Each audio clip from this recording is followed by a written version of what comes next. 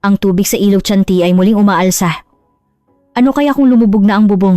Ang pag-aalala ng kanyang ina sa isang buntong hininga ay tanging maruming ilog lamang ang nasilayan ng 21 taong gulang na si Tianti. Lao. Tianti River is fictional. Keeping the Laos name, ito ang kwento ng isang dalagitang ipinanganak sa isang maliit na nayon sa Laos, isang bansang walang dagat na humarap sa malalaking alon ng malayo at tropikal na kapuluan ng Pilipinas. Upang protektahan ang kanyang pamilya mula sa kahirapan, pumayag siyang makipag-isang dibdib sa isang Pilipinong may edad na 28 taong mas matanda. Ang dagat na hindi pa niya nakikita, ang wikang hindi niya maintindihan, at ang kultura na hindi niya alam lahat ay nakakatakot, ngunit hindi siya sumuko. Anong himala kaya ang naghihintay sa kanyang buhay? Halina't buksan natin ang pinto ng kwentong ito. Ako si Tianti. Nagsimula ang kwento ko sa isang maliit na nayon sa labas ng Vientiane, Laos, na dinadaluyan ng ilog Mekong. Laos Saringkept. Napakaliit talaga ng aming nayon. Wala pang 20 bahay ang nakakalat sa gilid ng ilog. Sa tuwing nagsisimula ang tag-ulan, ang halumigmig na hangin ay unti-unting lumalambot sa mga lumang haligi ng kahoy ng aming bahay. Sa bawat umaga, may hanay ng mga monghe na nakasuot ng kulay kahel na kasuotan na nagpapalimos. At sa gabi, nakasanayan naming tapusin ang araw sa pamamagitan ng pagtanaw sa silingang sumasalamin sa ilog. Mahirap ang aming pamilya, ngunit puno kami ng ngiti. Ang aking ama ay nangingisda ng mga isdang taba sa Mekong, at ang aking ina naman ay nagtitinda ng kanin sa gabi upang kami ay mabuhay. Mayroon akong 3 nakababatang kapatid na babae. Si Dara, 89, si Pone, 15, at ang bunso, si Lek, 12. Magagaling silang lahat sa pag-aaral, lalo na si Dara na may pambihirang talento sa matematika. Pangarap ng aming mga magulang na balang araw ay makapag-aral siya sa universidad. Ngunit ang mahabang tagtuyot na tumagal ng ilang taon ay unti-unting kinuha ang ngiti sa aming pamilya. Marahil dahil sa pagbabago ng klima, mas kaunti at mas malakas ang pag-ulan kumpara noon. Sa tuwing umaapaw ang ilog, mapanganib na umaalog ang mga haligi ng aming bahay, at ang mga tao sa nayon ay isa-isang lumipat sa mas ligtas na lugar. Nangyari ito sa tagsibol ng taong iyon. Malubhang nasugatan ng aking ama sa pagtatangkang ayusin ang gumuho naming dingding. Sinabi sa ospital na kailangan niya ng operasyon, ngunit napakataas ng bayad. Ang halagang iyon ay sapat na upang makapag-aral ang isa sa aking mga kapatid sa loob ng 1 taon. Doon, ako ay 21 taong gulang. Tahimik ko lamang pinagmamasdan ng agos ng putik na ilog. 2 buwan na ang nakalipas mula nang hindi na makapangisda si tatay dahil sa kapansanan niya. Hindi namin alam kung paano kami magkakaroon ng pera para sa matrikula ng aking mga kapatid, lalo na ang pang-ayos sa gumuho naming bahay. Ang kinikita lang ni nanay sa pagtitinda ng rice noodles sa gabi ay halos hindi sapat upang pakainin kaming 7 miyembro ng pamilya. Kahit magtrabaho ako buong araw sa palengke, mga 30,000 kip lamang ang maaari kong kitain. Wala kaming magawa laban sa lumalaking utang at sa mga bayarin sa ospital. Nangunguha ako ng mga lumot taba sa gilid ng ilog at ipinagbibili sa mga tiyahin sa aming lugar. Ito ay isang napakahirap na trabaho na kailangan mong lumubog sa tubig buong araw, ngunit kahit papaano ay nakatulong ito. Ngunit pagdating ng tag-ulan, lumalabo ang tubig at hindi na makakakuha ng lumot. Si Dara ay nakakakuha ng scholarship dahil sa kanyang mataas na marka sa paaralan, ngunit hindi ito sumasaklaw sa lahat ng kagamitan sa pag-aaral. Sina Pone at Lek ay bata pa, ngunit malapit na rin silang maging edad para sa high school. Nangyari ito noong tag-araw ng taong iyon, nang muling bumuhos ang malakas na ulan. Sa araw na iyon, isang Chinese-Filipino na babae ang bumisita sa aming bahay. Siya si Aling Tess, na sikat sa aming nayon bilang isang marriage broker. Narinig ko na marami siyang napapangasawang Pilipino para sa mga babae, ngunit hindi ko inaasahan na makikita ko siya. Tianti, napakaganda mo. Nabalitaan ko rin na mabait ka at masipag, sabi ni Aling Tess. Maingat niyang kinuha ang mga papeles at larawan. Napakabuting tao nito. Isa siyang mangingisda sa Pilipinas at kumikita ng maraming pera. Tiningnan ko ang larawan. Siya si Mang Ramon, 49 taong gulang, sinasabing isang kapitan ng bangka sa isang malayong isla sa Palawan. Ang kanyang mukha ay sunog sa araw mula sa maalat na hangin, at ang kanyang mga kamay ay mukhang matigas at magaspang. Masyado siyang matanda Para sa akin, na hindi pa nakakita ng dagat mula nang ako ay ipanganak, ang anyo ng lalaking iyon ay nakakatakot, tulad ng isang malaking alon. 28 taon ang agwat namin. Mahina kong sabi. Hindi. Mas maganda ang mas matanda, sabi ni Aling Tess habang iwinawagayway ang kanyang kamay. Mas matatag sila at hindi sila mangangaliwa tulad ng mga batang lalaki. Bukod pa rito, siya ay isang kapitan ng bangka. Talagang kumikita ng pera. Rinig ang tunog ng calculator ni Aling Tess. Ang dowry lang ay 800,000 piso? Higit pa sa sapatiyan upang maayos ang inyong bahay. 800,000 piso? Ilang taon ba kailangan magtrabaho ni nanay para kumita ng ganoon? Sapat iyon upang ayusin ang gumuho naming bahay at may sobra pa. Bukod pa rito, may buwan ng padala ka rin ng 6,000 piso. Dagdag niya. 6,000 piso bawat buwan ay sapat na upang mabuhay ang aming pamilya sa loob ng isang buwan. Magbibigay din siya ng hiwalay na tulong para sa pag-aayos ng bahay. At sinigurado na ang matrikula ng aking mga kapatid ay sasagutin hanggang sa matapos sila sa high school. Lahat ng aking mga kapatid ay makakapag-aral. Ngunit ipinaliwanag ni Aling Tess ang mga kondisyon. Mayroong isang malamig na katotohanan sa likod ng matatamis na alok. Kapag kasal ka na, hindi ka maaaring maghiwalay sa loob ng 3 taon. Kailangan yan para sa bisa. 3 taon? Ibig sabihin, hindi ako makakauwi kahit anong mangyari sa loob ng 3 taon. Kailangan mong sumailalim sa 4 na buwang pagsasanay sa wikang Filipino. Required din yan. Wikang Filipino? Laos at Thai lang ang alam kong salita. Kailangan ko pang matuto ng isang ganap na kakaibang wika.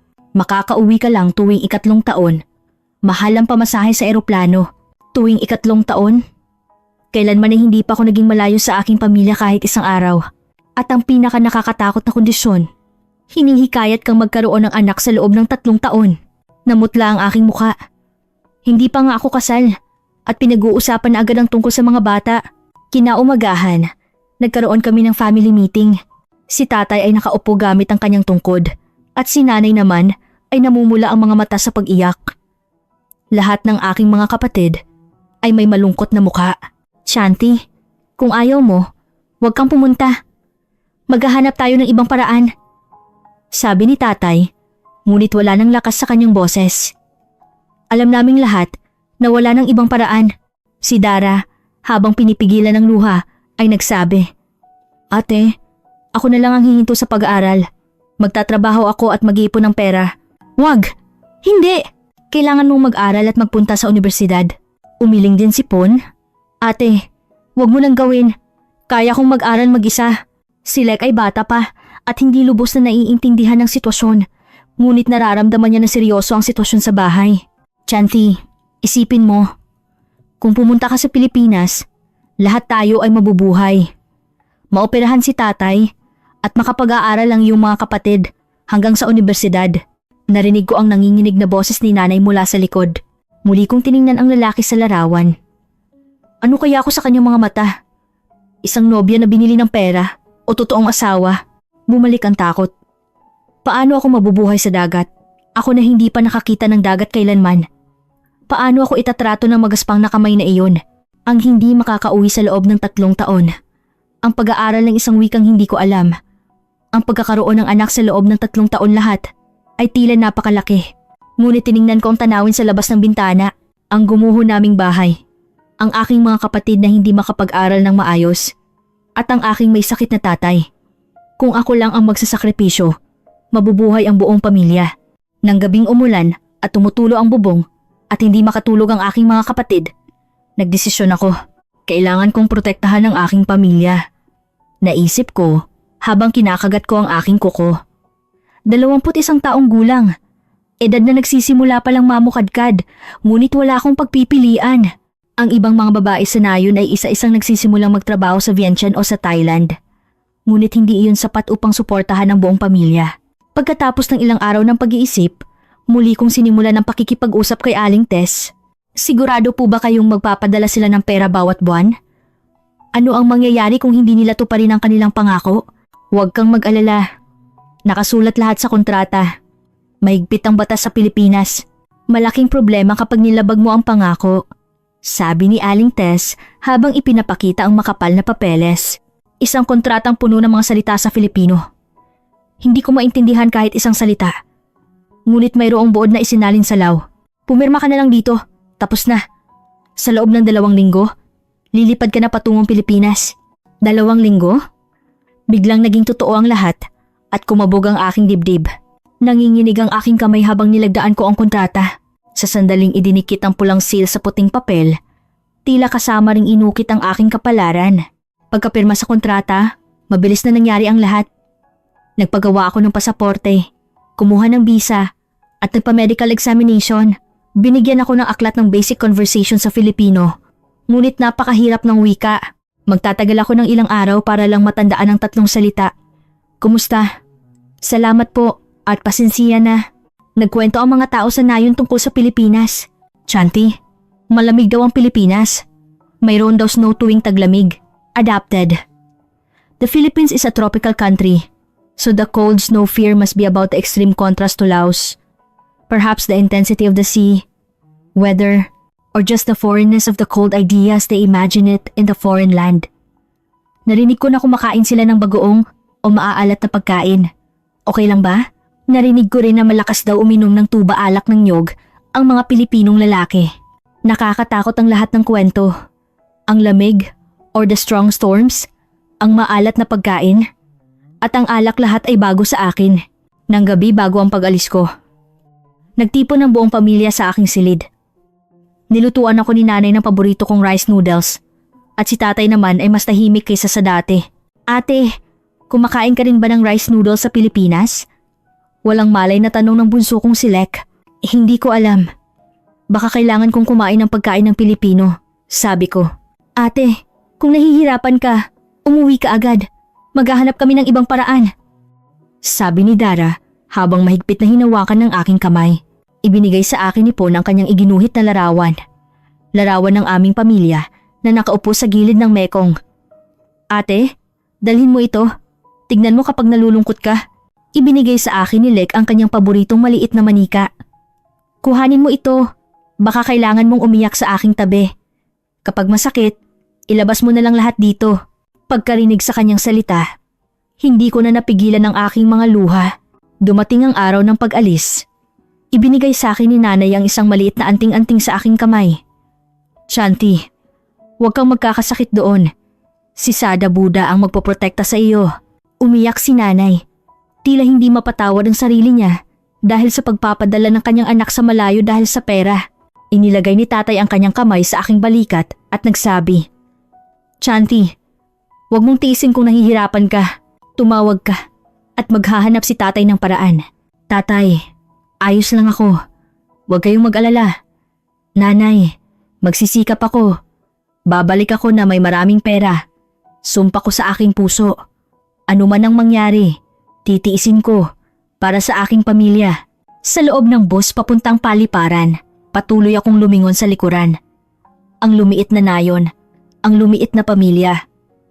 Kailan ko kaya sila muling makikita? Sa loob ng eroplano, nakita ko sa kauna-unahang pagkakataon ng itaas ng mga ulap, ang walang hanggang kalawakan ng puting ulap.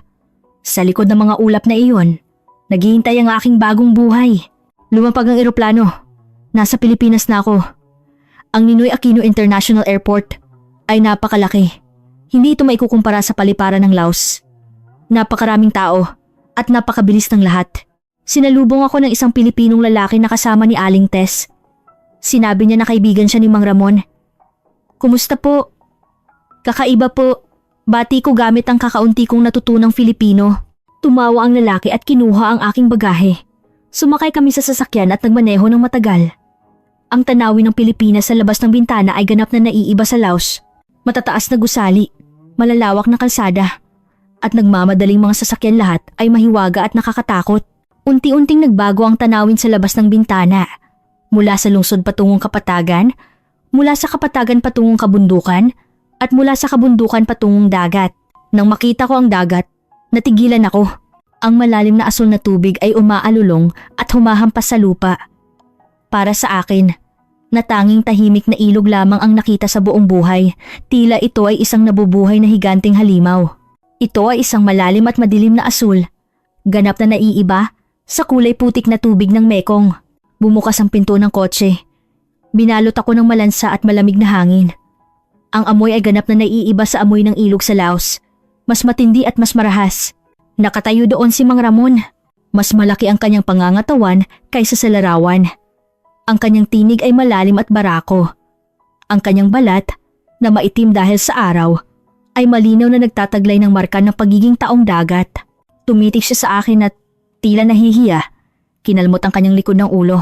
Malayo ang pinanggalingan mo. Salamat at nakarating ka. Iyon ang aming unang pagbati. Doon ko napagtanto sa kauna-unahang pagkakataon. Wala na talagang balikan.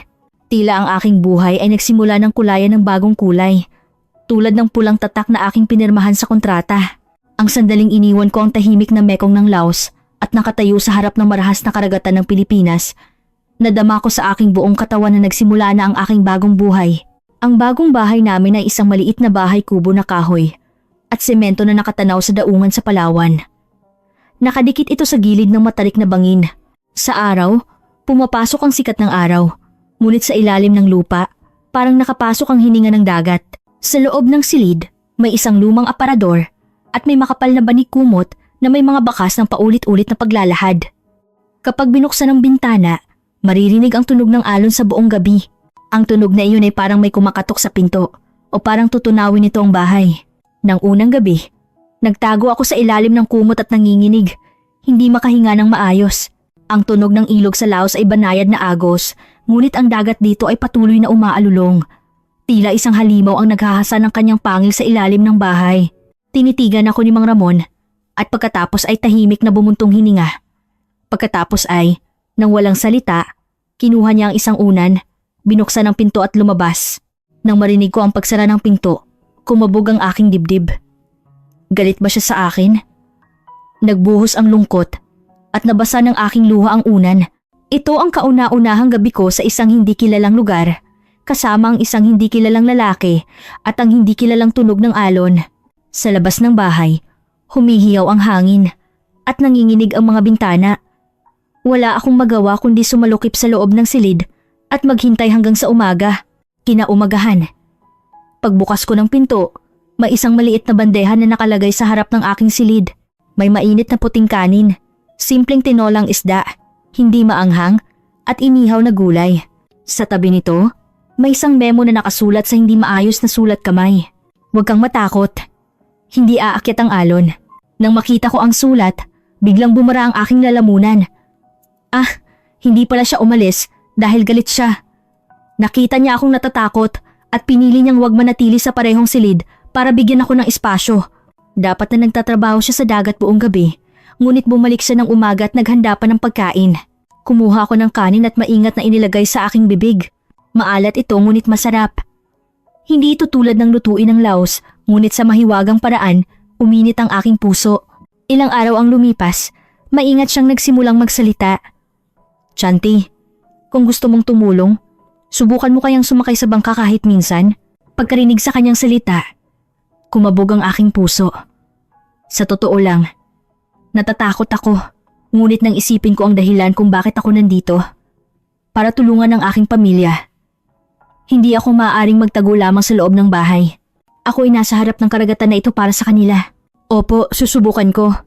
Mahina ang aking boses. Ngunit may lakas itong nagpatatag sa akin.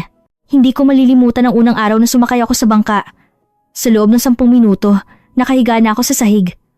Bumaliktad ang aking sikmura at umikot ang mundo. Hindi ito maikukumpara sa bangka sa ilog ng Laos.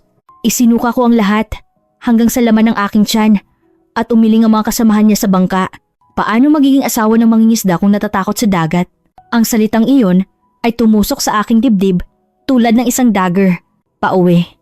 Nagtago ako sa isang sulok ng iskinita at tahimik na umiyak. Labis akong nangulila sa mainit na hangin at banayad na agos ng aking bayan. Wala ba akong silbi dito? Nang sandaling iyon, lumapit ang aking asawa sa tabi ko. Ang kanyang magaspang na kamay ay nag-abot ng isang itim na supot.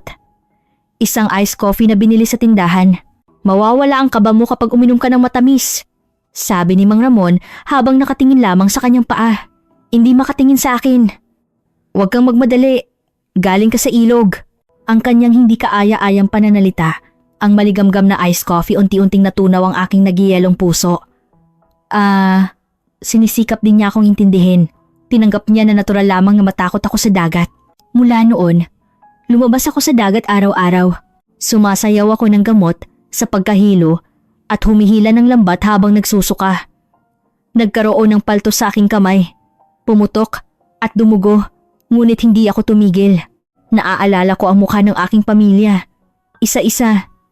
Isang araw, nangunguha ako ng tinta ng pusit at naging itim ang aking mukha.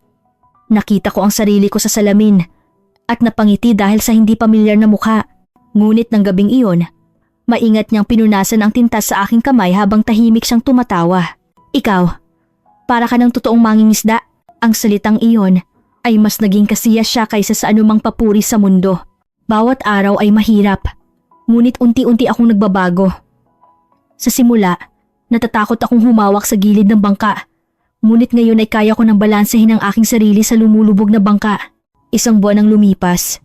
Isang araw, maraming pusit ang nakuha. Nakita ko ang mga kasamahan na abala, kaya natural akong tumulong. Naghiwalay ako ng pusit, inilagay sa kahon, at binalutan ng yelo. Ay, Ate Chanti, magaling ka pala ah. Gulat na sabi ng isa sa mga kasamahan. Pagkarinig ko sa salitang iyon, tahimik na umusbong ang aking puso. Kahit papaano, may silbi na rin ako ngayon. Nang gabing iyon, sa kauna-unahang pagkakataon, sinabi sa akin ni Mang Ramon ang salitang salamat. Salamat. Dahil sa iyo, mas gumaan ang trabaho ngayon. Uminit at namula ang aking pisngi. Pakiramdam ko, tinanggap ako kahit papaano ng mga totoong taong dagat. Nang gabing iyon, hindi na nakakatakot ang tunog ng alon. Sa halip, tila ito ay isang lulabay na umaawit para sa akin. Nang lumalim ang taglagas, ang hangin sa ibabaw ng dagat ay nagbago. Naging mas kalmado at nagsimulang mahalo ang malamig na simoy. Nagsimula ang season ng pusit at nagtatrabaho kami gabi-gabi sa dagat. Sumasakay kami sa bangka pagkalubog ng araw at paulit-ulit na naghuhulog at naghihila ng lambat hanggang sa lumiwanag ang mga bituin sa itaas. Hindi na ako nahihilo kahit lumubog man ang bangka. Hindi na ako natataranta kahit maging itim ang aking mukha at damit dahil sa tinta ng pusit. Ang aking kamay ay nagkaroon ng matigas na balat at may maliliit na pilat sa bawat buko ng daliri. Tiningnan ko ang salamin. Maitim ang aking mukha dahil sa hangin. Ngunit iba na ang ekspresyon nito kaysa noong dumating ako. Isang araw, pagkatapos ng trabaho, habang nagpapahinga ako sa gilid ng daungan, tumawag ang aking ina mula sa Laos. Chanti, dahil sa pera na ipinadala mo, naayos namin ang bubong. Operahan na si tatay sa susunod na linggo. Ang boses ni nanay sa telepono ay nanginginig. Lumuhod ako sa sulok ng daungan at tumitig sa dagat. Ang malalim na asul na alon ay mukhang tahimik sa araw na iyon. Hindi na ito isang pinagmula ng takot. Ang katotohanan na bawat patak ng pawis na ibinuhos ko sa alon na iyon ay naging isang matibay na pundasyon upang maprotektahan ang aking pamilya ay muling nagpatatag sa akin. Kumusta ang mga kapatid ko? Pumapasok ba sila sa paaralan? Oo, nakapasok na si Pon sa high school. Lahat ay dahil sa iyo anak. Ang salita ni nanay ay puno ng luha. At uminit ang aking mga mata. Hinalikan ng hangin ang aking mukha at hindi natuyo ang luha. Nang gabing iyon, habang kumakain kami ng hapunan, inilapag ni Mang Ramon ang kanyang kubyertos at nagsalita. Pwede mo na kayang tawagin dito sina tatay at nanay mo? Nanatili akong nakatitig sa kanya habang hawak ang kubyertos. Aasikasuhin ko ang tiket ng eroplano. Kailangan nilang makita ang dagat at tinitirhan ng kanilang anak. Ang malalim na pag-aalala sa likod ng kanyang simpleng tono ay naramdaman ko. Hindi ako nakapagsalita. Tumango na lamang. Uminit ang aking damdamin. Ngunit sinadya kong yumuko upang hindi niya makita. Nararamdaman ko kung gaano katagal niya itong pinag-isipan bago niya ito sinabi. Talaga po ba? Magastos po yan. Huwag kang mag-alala sa pera. Sa sipag mo, karapat-dapat ka sa ganoon.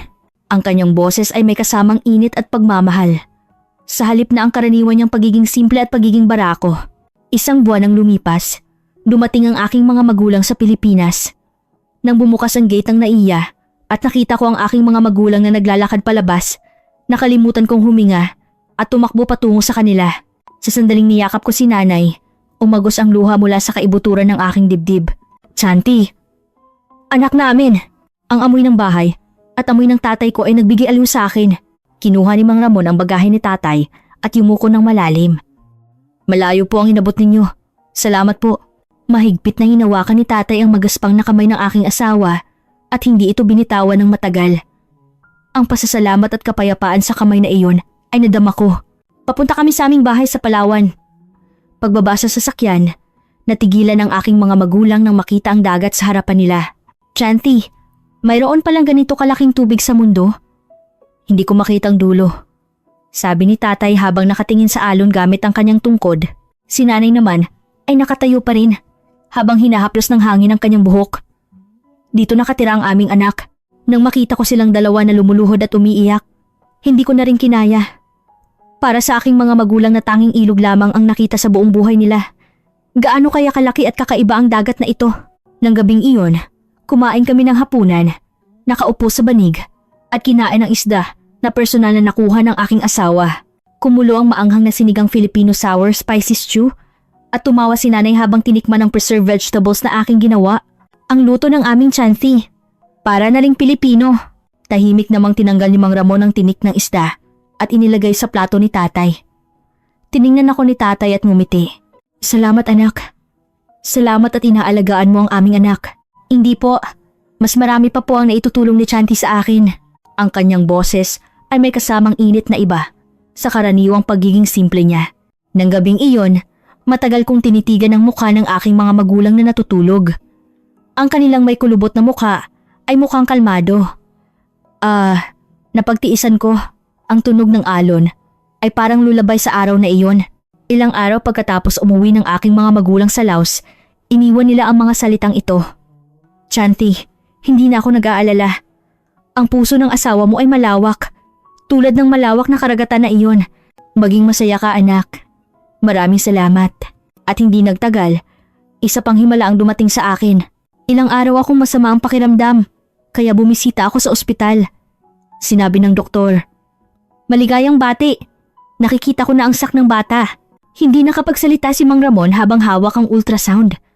Sa kauna-unahang pagkakataon, nakita ko ang luha sa mata ng mangingisdang iyon na laging magaspang. Salamat Chanti. Maraming salamat. Maingat kong inilagay ang aking kamay sa aking tiyan at tiningnan ang labas ng bintana, ang malalim na asul na dagat, na sa simula ay pinagmumula ng takot, ay ngayon tila isang matatag na lugar na nagpoprotekta sa aming pamilya. Ako, na may kalmado ng ilog, at ang aking asawa na may karahasan ng karagatan, at ang maliit na buhay na dumating sa amin. Kami ay nabubuhay. Unti-unting lumalalim ang aming pagkakaisa. Paminsan-minsan, habang pinagmamasdan ko ang dagat sa paglubog ng araw, naiisip ko, malayo na ang narating ko. Ngunit ito ang aking tahanan. Ang dalagitang galing sa bansang walang dagat ay ngayon ay asawa ng isang lalaking nagmamahal sa alon at ina ng isang bata. Matatag na nag-ugat sa lupaing ito. Ipinanganak ang aming anak. Isang batang lalaki na may maliit at pulang mukha nang yakapin ko siya sa kauna-unahang pagkakataon. Hindi ako makapaniwala na may ganitong himala. Ako, na galing sa bansang walang dagat, ay magpapalaki ng isang bagong buhay sa masungit na baybayin na ito. Sa tuwing humihinga siya, ang kanyang maliit na dibdib ay umaakyat at bumaba. Ang bawat pinakamaliit na galaw ay nagpapakilos sa aking puso. Pakiramdam ko, nakita ko sa kauna-unahang pagkakataon ng pinakamahina ngunit pinakamalakas na nilalang sa mundo. Yuri oh, Lakan. Maingat na sabi ni Mang Ramon sa isang sulok ng ospital. Using Yuri for the sound connection to the original. Galing ka sa ilog. At ang ilog ay umaagos patungo sa dagat, hindi ba? Gusto kong lumaki rin ang anak natin ng ganoon. Pagkarinig sa salitang iyon, biglang bumuhos ang aking luha. Nadama ko sa kauna-unahang pagkakataon kung gaano kalalim niya nauunawaan ang aking puso. Ang aking buhay, na umalis sa ilog at dumating sa karagatan na ito, ay buong-buo na niyakap ng taong ito. Ang pagpapalaki ng anak at ang pagtatrabaho sa dagat ay mas mahirap kaysa sa inakala. Kapag umalis ang aking asawa para sa bangka sa madaling araw, nauna akong bumangon para magluto ng pagkain sa gitna ng pag-aayos ng lambat. Mabilis akong pumapasok sa loob kapag narinig ko ang iyak ng bata. Bawat araw ay mabilis na lumilipas at madalas na nawawala ang aking pakiramdam sa oras. Isang araw, halos hindi ako natulog dahil umiiyak ang bata buong gabi. Ngunit kailangan kong lumabas sa dagat kinabukasan ng umaga. Nakita ako ng aking asawa na pagod at nagsabi ng mahina, "Chanti, manatili ka na lang sa bahay ngayon. Kailangan mong alagaan ang bata." "Hindi po. Ayos lang. Kaya ko pong lumabas." "Huwag. Isa ka ng ina. Unahin mo ang bata." Ang kanyang matatag na boses ay nagpatango sa akin. Ang katotohanang inunan niya ako bilang ina ng kanyang anak at hindi lamang isang katulong sa trabaho ay malalim na tumatak sa aking puso. Si Yuri ay naging 1 taong gulang at pagkatapos ay 2 taon. Dahil lumaki siya sa harap ng dagat, hindi siya natatakot sa tubig. Sa halip, tumatawa siya at iwinawagayway ang kanyang kamay tuwing naririnig niya ang tunog ng alon. Oso, dagat!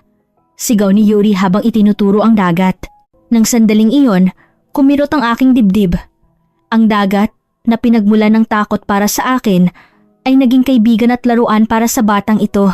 Kapag nagvi-video call kami sa mga lolo at lola niya sa Laos, malinaw siyang bumabati sa wikang Lao na itinuro ko sa Baaydi. Sa loob ng screen, palaging nagpupunas ng luha ang aking mga magulang habang nakatingin sa kanilang apo.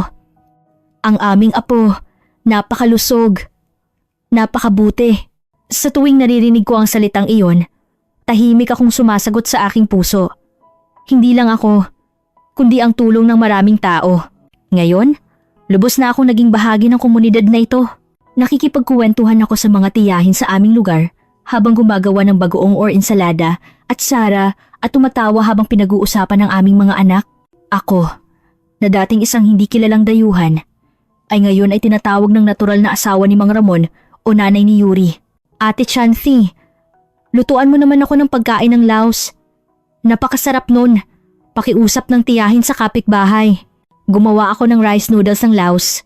Hindi ito ganap na katulad ng orihinal dahil sa mga sangkap ng Pilipinas. Ngunit uminit ang aking puso dahil naibahagi ko kahit papaano ang lasa ng aking bayan. Nang maging 3 taong gulang si Yuri, nagdesisyon ako. Nagpasya akong kumuha ng pagsusulit sa kasanayan sa wika entry. Noong una akong dumating sa lugar na ito, nanginginig ako kahit simpleng bati lang. Ngayon, kaya ko nang magbasa ng aklat at magsulat ng mga pangungusap. Nanay, kailangan mong mag-aral. Kapag nag-aaral na si Yuri, kailangan mong makipag-usap sa guro, di ba? Tahimik na sinuportahan ni Mang Ramon ang aking pag-aaral. Kapag nag-aaral ako hanggang gabi, tahimik siyang naglalagay ng 1 tasa ng mainit na kape sa tabi ko. Lumabas ang resulta ng pagsusulit. Nakapasa ako sa entry. Hindi ito napakataas na marka. Ngunit ito ay isang malaking tagumpay na nagpatunay sa aking sarili. Isang gabi, habang kumakain kaming magkasama, biglang nagsalita si Yuri ng malakas. Tatay, paglaki ko, sasakay din ako sa bangka. Tumawa si Mang Ramon at sumagot. Talaga? Sige, tuturuan kita. Ngunit mabilis na umiling si Yuri. Hindi, sasakay ako sa mas malaking bangka. Sa bangka na pupunta sa bansa ni Lola at Lolo. Nang marinig ko ang salitang iyon, bumara ang aking dibdib. Ang batang ito ay lumalaki na may 2 bansa sa kanyang puso. Sa ngayon, ang sinag ng araw ay nagpapaliwanag sa dagat sa paglubog ng araw. Habang pinagmamasdan ko ang liwanag na iyon, tahimik kong binalikan ng nakaraan. Ang takot ng una akong dumating. Ang takot sa dagat. Ang balakid sa wika lahat ay mahirap. Ngunit nang inisip ko, ang lahat ng oras na iyon ay nagpalakas sa akin. Ang aking pamilya sa Laos ay matatag na ngayon. Ang aking mga kapatid ay nagtapos na sa universidad at ganap na gumaling si tatay. Ang aming gumuho na bahay ay naayos na at hindi na kailangan pang mag-alala tungkol sa ulan. Si Mang Ramon ay simple at barako pa rin. Ngunit nauunawaan ko na ngayon ang init sa likod ng kanyang pagiging simpleng tao. Kapag nakikita ko siya na nagpapakita ng dagat kay Yuri, naiisip ko na hindi ako nagkamali sa pagpili na makasama ang taong ito. Ang dalagitang galing sa bansang walang dagat ay ngayon ay isang babae na nabubuhay kasama ang karagatan. Tila nagtagpo ang tahimik na agos ng Mekong at ang marahas na alon ng West Philippine Sea at naging isang agos. Ganoon din, kami ng pamilya ko ay naging isa. Paminsan-minsan, nalulungkot pa rin ako para sa aking bayan. Ngunit dito, nakakita ako ng bagong pamilya at nagpapalaki ng bagong pangarap. Kapag nakikita ko si Yuri na bumabati ng sabay di sa screen, naiisip ko, sabi nila ang agos ng ilog ay pupunta sa dagat. Totoo pala. Sana, ang aking kwento ay maging inspirasyon para sa iba. Para sa lahat ng nagsisimula ng bagong buhay sa hindi kilalang lugar, gusto kong sabihin, kung titiisin mo pa ng kaunti, magbubukas ang daan. Nakakatakot talaga ang alon. Ngunit kapag nilampasan mo ang alon na iyon, mas malawak na karagatan ang naghihintay. Ako ay talagang masaya ngayon. Salamat sa inyong panunood.